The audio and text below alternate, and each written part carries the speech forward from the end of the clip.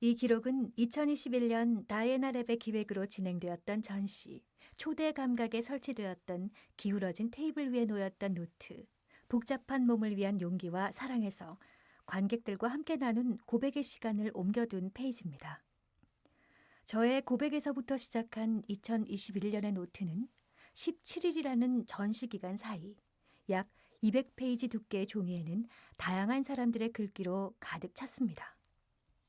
많은 관객이 채워주신 글귀들을 다시 읽어가며 나의 몸이 나 자신과 사회라는 관계 속에서 고립되기 쉬운 연약함, 그리고 그 연약함을 발화해내는 용기가 서로에게 불러일으켜내는 뭉클한 힘, 따뜻한 연대 신비를 배우고 느낄 수 있었습니다.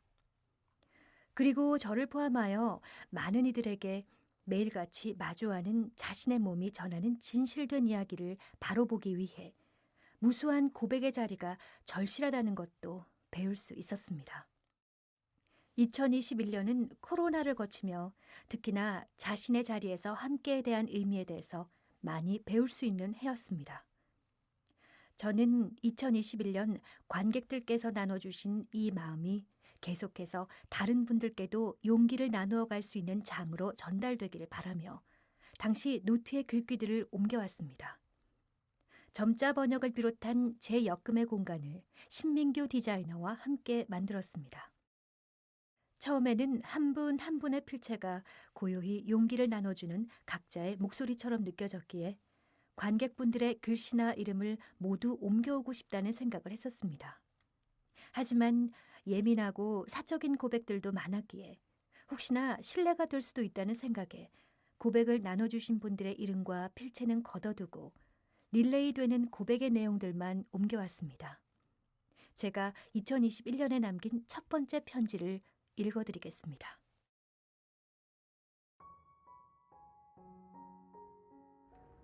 도무지 내 몸으로부터 벗어날 수 없는 친구들에게 나는 오랫동안 그리고 지금도 어김없이 컴플렉스에 시달립니다.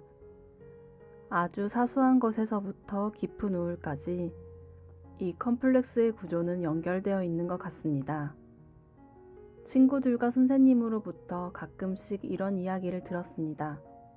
이 못생긴 게 못생기면 마치 무언가를 할 자격이 없는 사람처럼 그 말들이 몸과 마음에 새겨졌어요. 자주 내가 못생겨서 사람들에게 무시와 외면을 받는 것이 두려웠어요. 컴플렉스라는 말에 대해 새삼 생각하게 되었습니다. 심리학 용어인 컴플렉스는 평상시에는 복잡한이라는 영어 형용사더군요. 내 마음에 일어나는 나라는 사람의 몸을 둘러싼 컴플렉스적인 감정들. 이것은 어쩌면 지금의 나와 상충하는 타인들의 여러 기준들 사이를 헤매는 그 기준으로부터는 어디에도 안전히 속할 수 없는 내 몸이 가지는 흔들리는 마음인 것이겠지요. 이 흔들리는 마음이 물결을 만들어 퍼져나가는 상상을 했어요. 그것은 바로 파동, 우리들이 느끼고 듣는 소리라는 것이 아닐까요? 그동안 나는 참 이 흔들리는 마음을 감추느라 애써 왔어요. 그런데 그럴수록 어떤 마음 한편은 엉망이 되었어요. 마음을 따라 몸도 엉망이 되었습니다. 하나둘씩 감추지 않고 이제는 그 흔들리는 파동들을 들여다보기로 합니다. 이곳의 소리들, 그리고 빈 책장은 흔들리는 몸들을 위한 고백장이에요.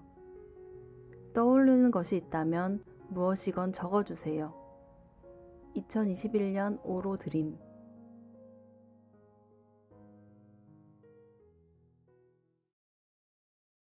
편지 이후 책의 첫 페이지에 몸에 털이 많아서 놀림받았던 기억을 먼저 털어놓았습니다. 저의 이야기는 단지 시작일 뿐 작품은 그 시간을 읽어내는 관객들의 몸을 통해 비로소 어떤 의미를 갖고 울려 퍼진다는 것을 알았습니다. 이 노트 속에 누군가 용기를 내어 남긴 시간이 자기 자신의 몸과 타인의 몸들을 사랑하고 연대할 수 있는 방향으로 포기하지 않고 이어지길 바랍니다. 2021년 봄 17일간 전시장이라는 공간을 몸과 몸이 만나는 장으로 밝혀주셨던 여러 관객분께 감사함을 담고 이어진 고백 몇몇 개를 더 읽어드리겠습니다.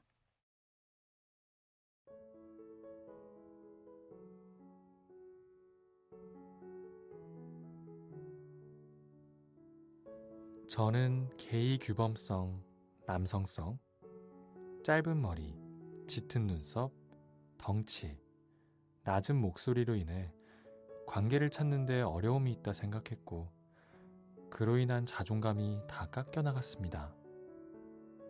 지금은 저를 저로서 온전히 사랑해주는 사람을 만났고 제 특성, 반대되는 이 다른 사람에게 위협감을 주지 않는 것에 감사하고 만족하며 이제야 스스로를 조금이나마 받아들이게 되었습니다.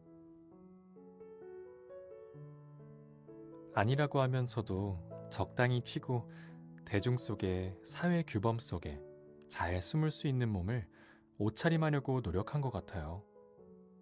사람들의 시선도 싫고 그렇다고 무관심도 싫어서 어떤 중간에서 아슬아슬하게 금을 피해 몸과 외향을 만들어 온 것 같다는 생각이 듭니다.